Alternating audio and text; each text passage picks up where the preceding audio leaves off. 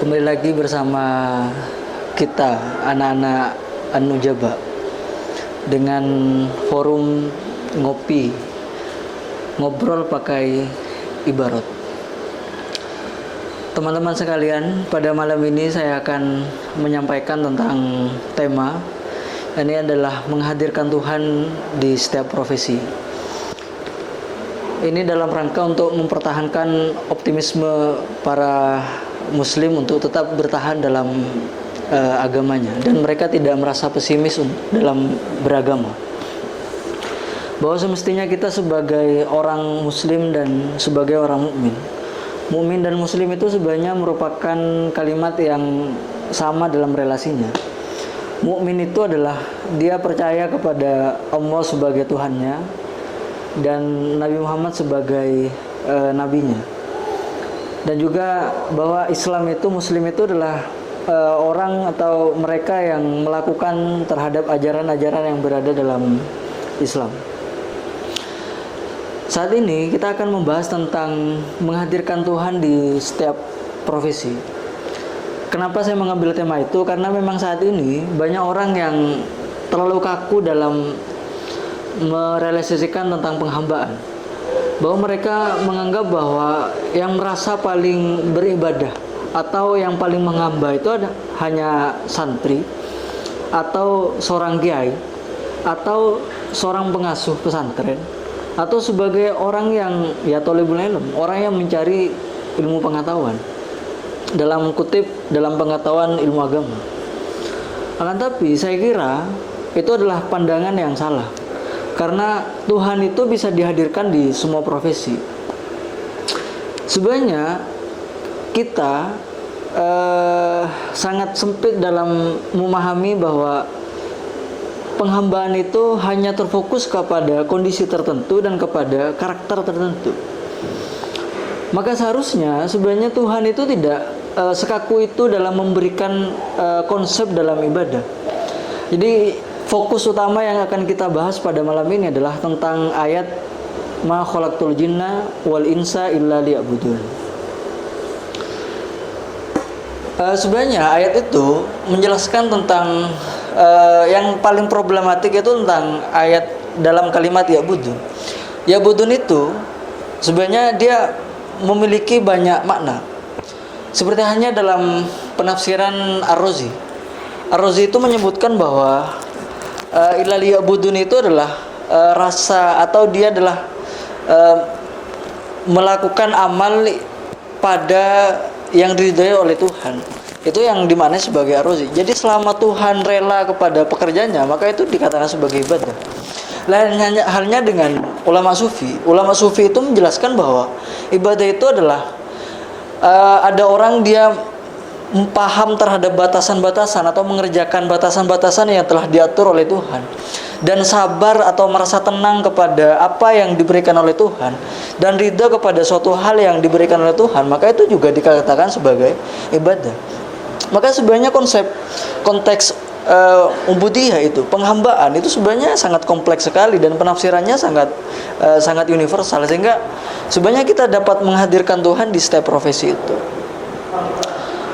Kenapa kemudian tujuan ibadah itu? Kenapa kemudian Tuhan menciptakan manusia atau golongan jin dengan manusia itu untuk beribadah? Sebenarnya Tuhan tidak pernah butuh terhadap ibadahnya seorang makhluk kepada Kholiknya. Sebenarnya tidak butuh sama sekali. Jadi meskipun si makhluk itu dia mengerjakan perintah Tuhannya atau dia meninggalkan perintah Tuhannya, maka tidak ada sumbangsi sekali kepada Tuhan atau mendegradasi terhadap sifat Tuhan. Sifat Tuhan itu sebenarnya sudah sempurna. Maka tidak penting adanya makhluk itu dia beribadah kepada Tuhan atau tidak. Itu sama sekali tidak mendegradasi statusnya sebagai Tuhan. Terus kemudian pertanyaan yang selanjutnya adalah tentang kenapa kemudian masih banyak sekarang orang-orang kafir atau orang yang tidak menghamba kepada Tuhan. Sebenarnya saya tegaskan dengan dalil lain bahwa ada hadis Nabi, yakni kullu mauludin yuladu alal fitrah. Sebenarnya manusia itu dia dilahirkan dengan keadaan fitrah. Tapi kenapa kemudian masih sekarang banyak orang yang kafir dan sebagainya? Maka itu adalah kekuasaan Tuhan yang lain.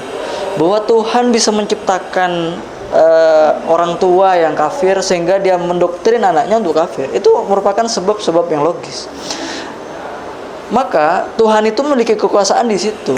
Maka kalau Anda menjaga hal itu, bahwa Tuhan kemudian tidak boleh melakukan apapun kepada makhluknya, maka yang dipertanyakan terus otoritas Tuhan itu sampai mana?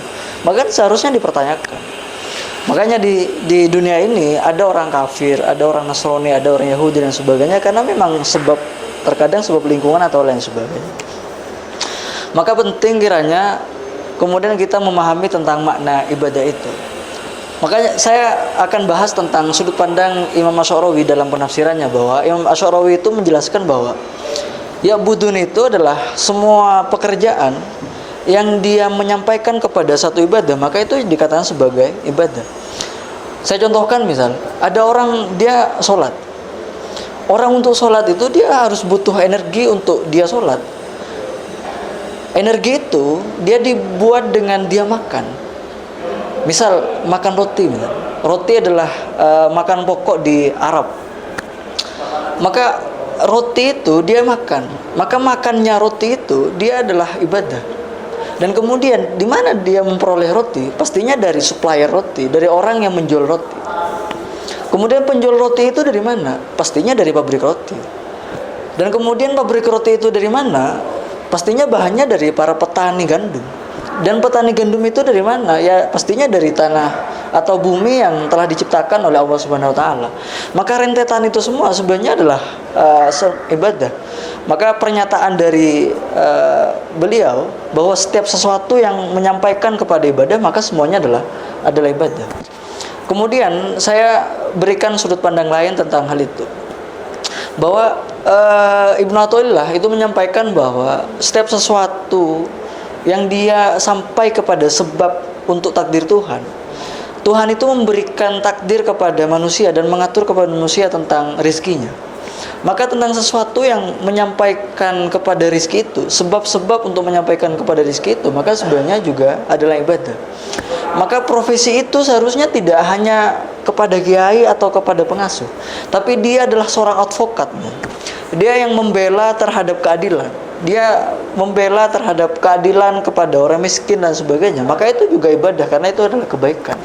Atau ada orang profesinya sebagai kedokteran, maka dia mendiagnosa terhadap pasiennya sehingga pasiennya itu bisa sembuh, maka itu juga adalah ibadah.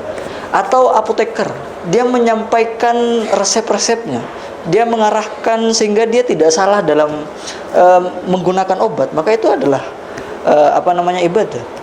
Atau seorang jurnalis, atau jurnalis itu dia memberikan kabar yang benar sehingga meminimalisir hoax yang terjadi di media sosial, maka itu juga ibadah. Atau seorang wartawan, atau seorang petani, atau seorang pedagang, nelayan dan sebagainya, maka di situ ada praktek ibadah selama dia atas nama Tuhan dan menyebutkan Tuhan, maka itu semuanya adalah ibadah.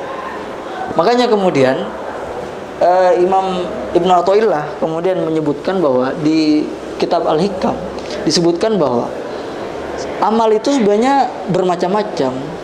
Kenapa kok bisa bermacam-macam? Karena skill dan keilmuan dan pengetahuan dan bakat manusia itu juga bermacam-macam. Maka seharusnya amal itu juga bermacam-macam karena memandang terhadap individual manusia itu. Maka Anda sebagai seorang muslim, saat ini saya sampaikan, malam ini saya sampaikan bahwa Anda jangan pesimis status apapun yang Anda punya atau profesi apa yang Anda punya, maka potensinya akan ada ibadah. Maka Anda harus optimis dalam beragama. Itu yang bisa saya sampaikan tentang ma khalaqtul jinna wal insa illa liya'budun. Mungkin kita bisa bertemu kembali di pembahasan selanjutnya yang lebih seru, mungkin tentang ketuhanan atau tentang beberapa hal yang akan kita sampaikan. Kita ketemu di episode selanjutnya. Selamat malam.